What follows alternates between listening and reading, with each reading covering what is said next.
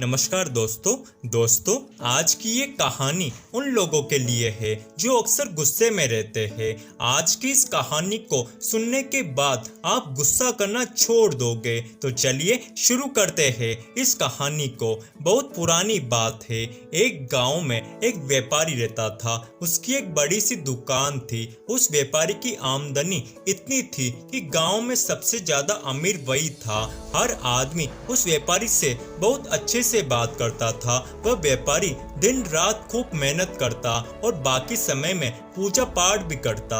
लोग उसकी बहुत इज्जत करते थे। पर उस व्यापारी की एक बुरी आदत भी थी। वो आदत ये थी कि वो जल्दी गुस्से में आकर लोगों को बुरा भला कह देता था, जिससे गांव के बहुत से लोग उससे नाराज हो जाते थे। जब वो व्यापारी उन नाराज हुए लोगों को मनाने जाता था तो वो लोग नहीं मानते थे, जिसके चलते उसको और भी ज्यादा गुस्सा आ जाता था और वह लोगों को पहले से भी ज्यादा बुरा भला कह देता था। लोगों को बुरा भला कहने के थोड़ी देर बाद उस व्यापारी को भी बहुत बुरा लगता था। वो खुद भी अपने गुस्से करने की आदत से बहुत परेशान था। एक बार उसके गांव में एक बहुत बड़े ज्ञानी संत आए हुए थे। कुछ ही दिनों में दूर दूर तक उनके ज्ञान के चर्चे होने लगे। जब ये बात उस व्यापारी तक पहुंची तो वह दौड़कर उस संत से मिलने पहुंचा। व्यापारी ने उस संत की बहुत सेवा की और फिर उनको अपनी समस्याएं बताई। उस व्यापारी ने संत को बताया कि उसे बहुत ही ज्यादा गुस्सा आता है और गुस्से में आकर वह लोगों को अपशब्द कह देता है, जिससे उसके रिश्ते भी खराब हो जाते हैं। वे क्या करे जिससे उसका गुस्सा शांत हो जाए। संत ने उस व्यापारी से कहा कि बेटा, तुम एक काम करो, तुम बहुत सारे कागज के टुकड़े लो और पूरे गांव में फेंक आओ, फिर मेरे पास आना।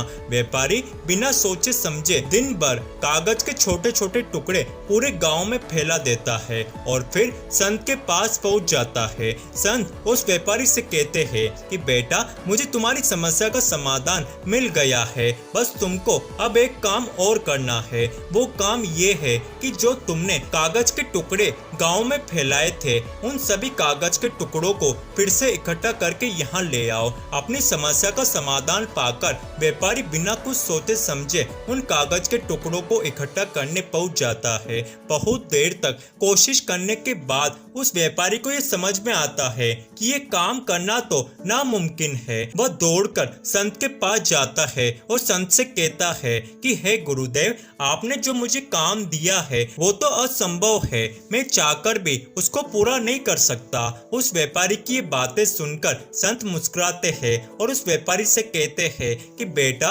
मैं भी तो तुम्हें यही समझाना चाहता हूँ कि इन फेंके गए कागज के टुकड़ों की ही तरह किसी को कहे हुए अपशब्द भी वापस नहीं आ सकते हैं। इसलिए हमें हमेशा सोच समझकर बोलना चाहिए। आज के बाद तुम ये बात अपने मन में अच्छे से बिठा लो, चाहे कुछ भी हो जाए, तुमको किसी को अपशब्द नहीं बोलना है। संत से प्राप्त इस ज्ञान से व्यापारी की आंखें खुल जाती है और वह दोबारा जब भी किसी को गुस्से में कुछ बोलने वाला होता है तब उसको कागज के टुकड़ों का वो उदाहरण याद आ जाता है और वो अपने गुस्से को अपने काबू में कर लेता है। दोस्तों, ये कहानी हमें ये सिखाना चाहती है कि जीवन में कितनी भी मुश्किल क्यों ना आए, कितना भी गुस्सा क्यों ना आए, हमें किसी को भी अपशब्द नहीं बोलने चाहिए, क्योंकि अपशब्द से हुए नुकसान की भरपाई करना असंभव है।